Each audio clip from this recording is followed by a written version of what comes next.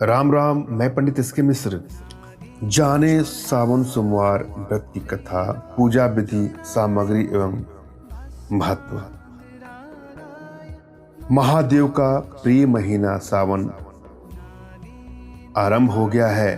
भगवान शिव का दिन माना जाने वाला सोमवार का सावन मास में काफी महत्व होता है। सावन के सोमवार का व्रत करने से महादेव प्रसन्न होकर अपने भक्तों के कष्ट को दूर करते हैं। आइए जानते हैं सावन के सोमवार से जुड़ी व्रत कथा, पूजा में लगने वाली सामग्री और पूजन विधि के बारे में। सावन सोमवार व्रत की कथा विधि। एक बार की बात है, किसी नगर में एक साहूकार रहता था, जिसके घर में धन की तो कभी कमी नहीं हुई, लेकिन संतान सुख से वह वंचित था और इसके कारण वह निरंतर परेशान भी रहता था। संतान प्राप्ति का फल प्राप्त करने के लिए वह प्रत्येक सोमवार व्रत धारण करता था। पूरी भक्ति के साथ इस दिन शिव मंदिर जाया करता था एवं भोलेनाथ और माता पार्वती की पूरी श्रद्धा से पूजा करता था। इसकी भक्ति से माता गौरी प्रसन्न होकर साहूकार की मनोकामना पूर्ण करने के लिए शिव जी के पास अर्जी लगाई। पार्वती जी की आग्रह से भोलेनाथ ने कहा कि हे पार्वती, इस जगत में हर व्यक्ति को उसके कर्म के आधार पर ही फल की प्राप्ति होती है तथा जिसकी किस्मत में जो लिखा है उसे सहना पड़ता है। इसके बाद ही माता पार्वती ने साहूकार की भक्ति को स्वीकार करते हुए उसकी इच्छा पूर्ण करने के लिए फिर से उनसे कहा। ऐसा करने से शिवजी साहूकार को पुत्र प्राप्ति का वरदान दे दिए, परंतु साथ में यह भी कहा कि उस बालक की आयु सिर्फ 12 साल तक ही होगी। भगवान शिव और माता गौरी के संपूर्ण वार्तालाप साहूकार सुन रहा था, जिसे सुनने के बाद ना तो वह खुश हुआ और ना ही दुखी। अतः वह जैसे शिव की आराधना करता था उसी प्रकार बस करता रहा। कुछ दिनों के बाद साहूकार के घर पर एक पुत्र का जन्म हुआ और जब उस बालक का उम्र 11 साल हुआ, उसे अध्ययन के लिए काशी भेज दिया गया। साहूकार ने अपने पुत्र के मामा को बुलाया और उसे ढेर सारा धन देकर कहा, तुम्हें इसे शिक्षा प्राप्ति के लिए काशी विद्यापीठ ले जाओ और रास्ते में यज्ञ कराते हुए जाना। इसके साथ ही यह भी ध्यान रखना कि जहाँ भी यज्ञ कराओगे वहाँ ब्राह्मण को भोज कराकर दक्षिणा जरूर देना। इसी शर्त के साथ दोनों मामा भांजे काशी की तरफ निकल पड़े।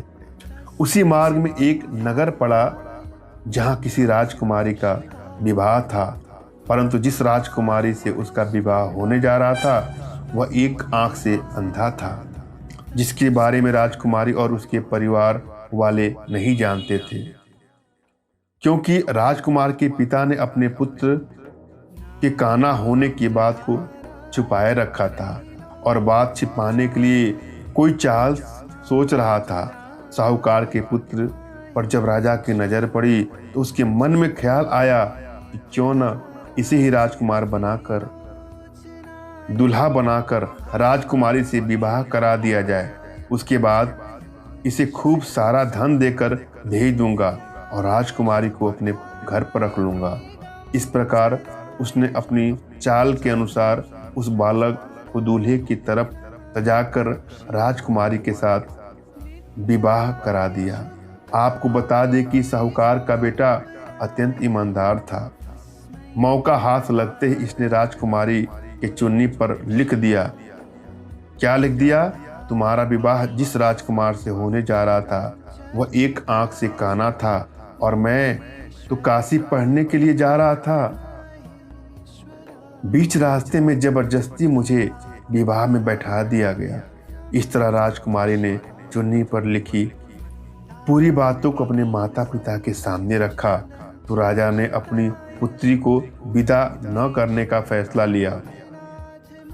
एक और साहूकार का पुत्र और उसका मामा काशी पहुंचकर यज्ञ का आयोजन किया।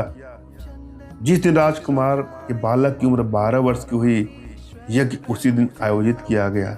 हालांकि लड़के ने अपने मामा से कहा कि मेरी तबीयत कुछ ठीक नहीं लग रही है।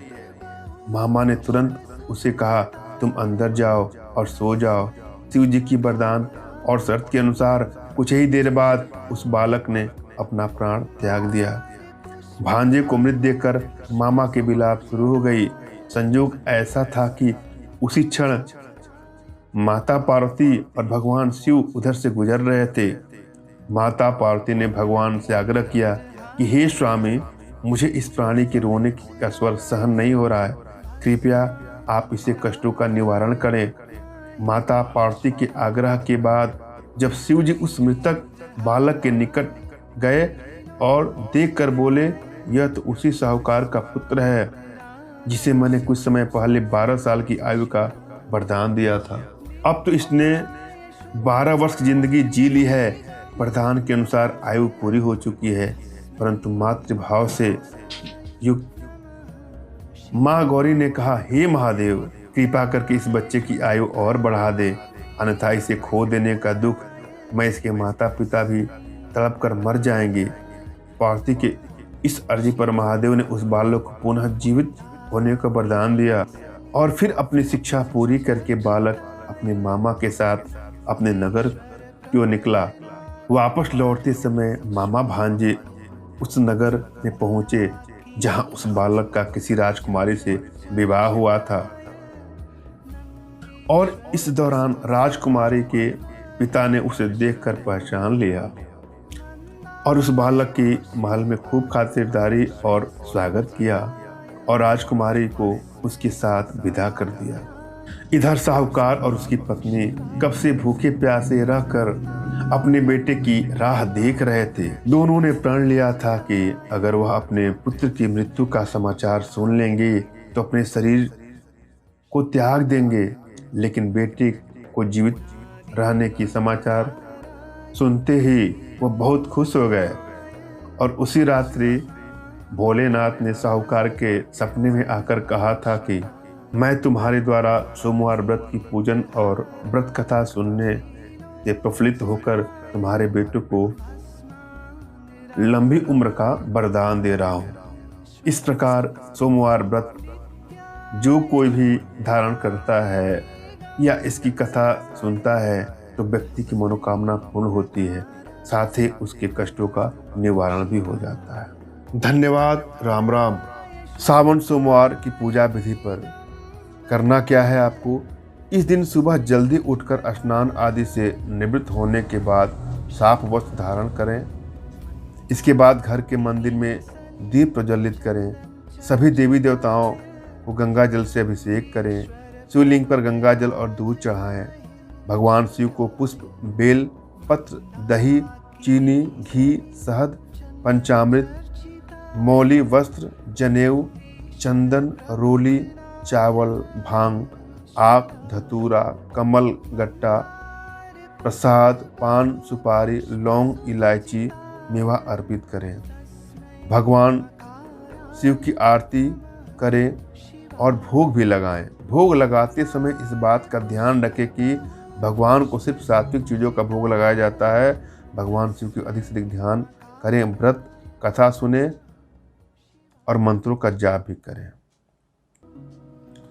सावन सोमवार व्रत पूजा सामग्री।